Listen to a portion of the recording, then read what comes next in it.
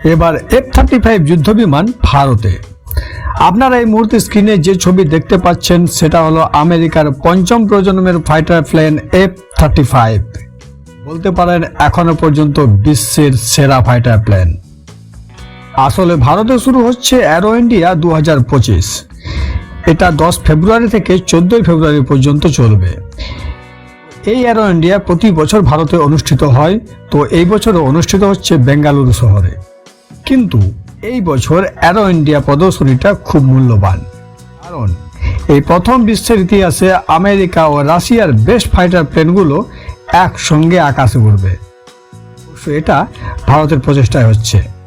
আমেরিকার F-35 এবং রাশিয়ার Su-57 এই দুটো ফাইটার প্লেন এখনো পর্যন্ত বিশ্বের ইতিহাসে সেরা দুটি ফাইটার প্লেন, কারণ এই ফাইটার প্লেনগুলোকে সাইলেন্ট কিলার বলা হয়। এই ফাইটার প্লেনগুলো কখনো রাডারে ধরা পড়ে না। এইগুলো হলো 5th জেনারেশনের ফাইটার প্লেন, যা আমেরিকা ও রাশিয়ার কাছে আছে, অন্য দেশের কাছে এখনো পর্যন্ত নেই।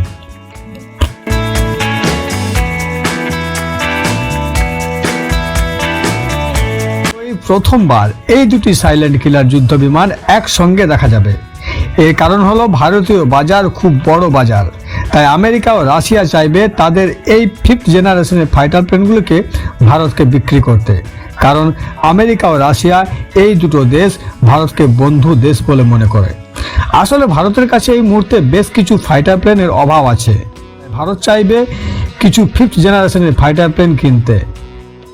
ভারতের AMCA প্রজেক্ট এবং তেজাস MK2 প্রজেক্ট ডিলে হচ্ছে, তাই ভারত এই মুহূর্তে সেই কমতি পূরণ করতে চায়।